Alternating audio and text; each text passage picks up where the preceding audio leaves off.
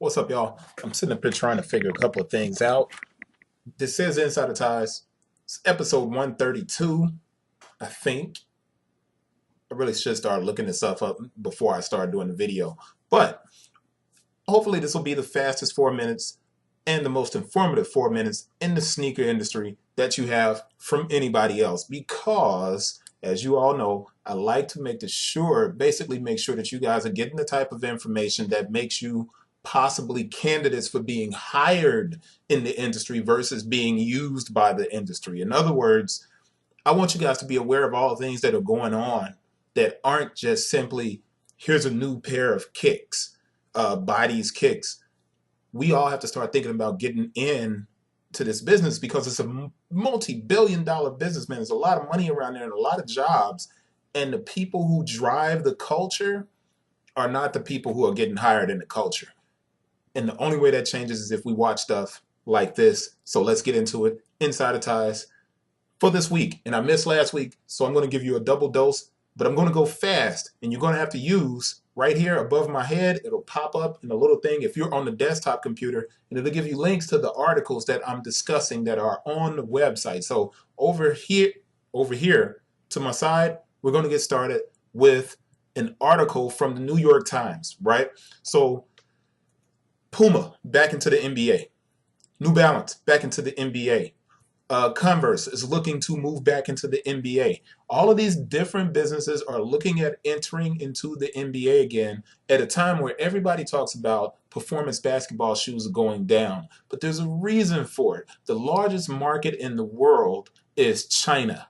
Now, if you look through this website, you'll see inside of every quarterly report from a company, the most growth that they have is happening in the Asian market in China, and they are huge basketball fans. It's not just for the U.S. However, in the U.S., basketball is the most marketable sport because you can actually see the players. Football, you can't see them. There could be literally a baseball player walking down the street and you might not know who he is. But if there's a basketball guy going down the street, you know him. And he's fashionable. And you have to be in that area. Now, the article is really detailed.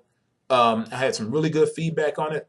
You guys should go and read it and understand why signature shoes and performance basketball is still important. It doesn't matter that the segment is quote unquote going down. We can argue that all day. But that's the end of this segment. Let's switch over and go to the next one because I spent way too much time on that and I wasn't supposed to spend that much time on it. You see the piercing eyes from this girl that's over here to my, see if I get it right. I didn't get it right. That's over here on this side.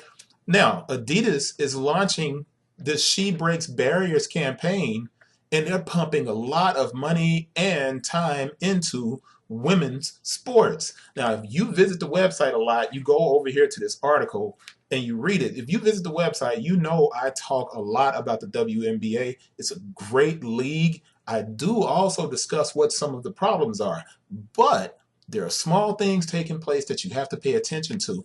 One in particular, the East Bay that came this week, Nike killed it.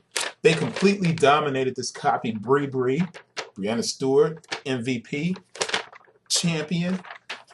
They completely dominate this catalog, man. And it's an amazing thing to see. Now, interestingly enough, Adidas is profiling and building this She Breaks Barriers campaigns, but they barely have a page in the book.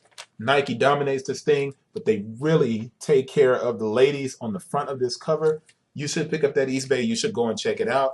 But you should really look into this Adidas thing because it's important. Now, I'm a little bit further along than I want to be, and I got a lot to hit on, man, but I missed last week, so I hope you guys are staying with me and really getting into this stuff because you have to become smarter if you really want to get a job in the sneaker industry, and I know a lot of you guys do. This past week, Farfetch is an online company for luxury goods. Basically, it's the Amazon for the luxury shoes, luxury apparel, luxury business, right?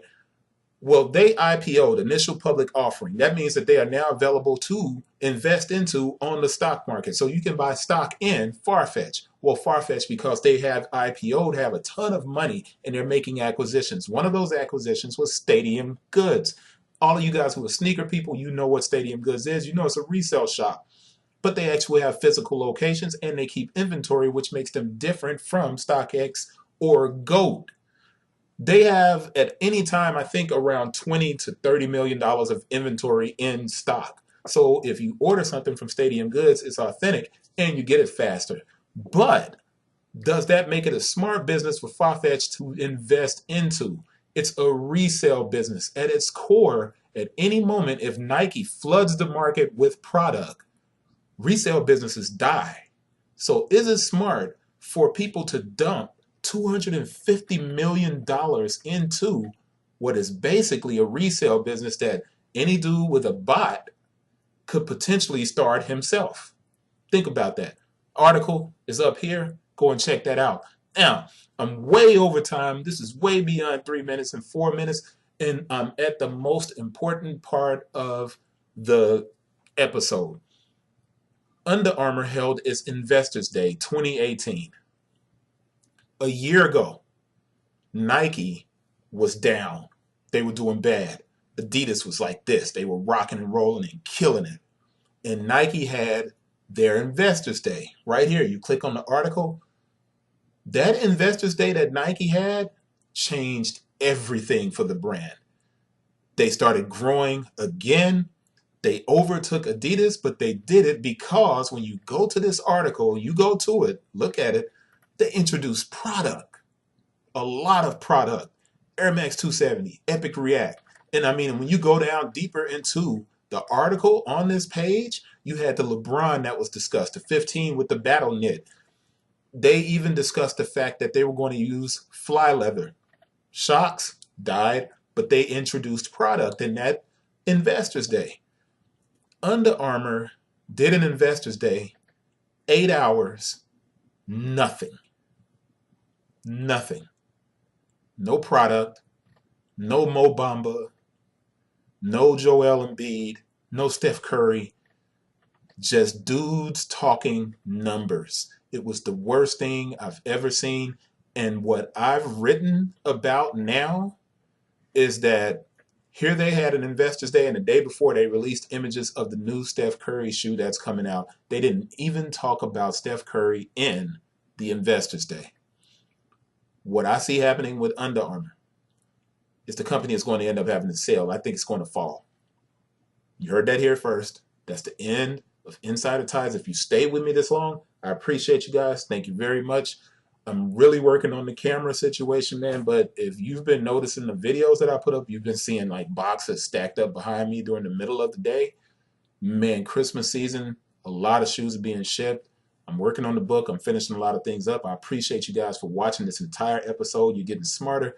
You're going to start applying for those jobs and getting those jobs in the sneaker industry, and I know you are, and I hope everybody learned something. Insider Ties, every week, AHN, Art Times House of Kicks Network. Go to the websites, shoot me questions. Everybody get smart about the sneaker business. Peace.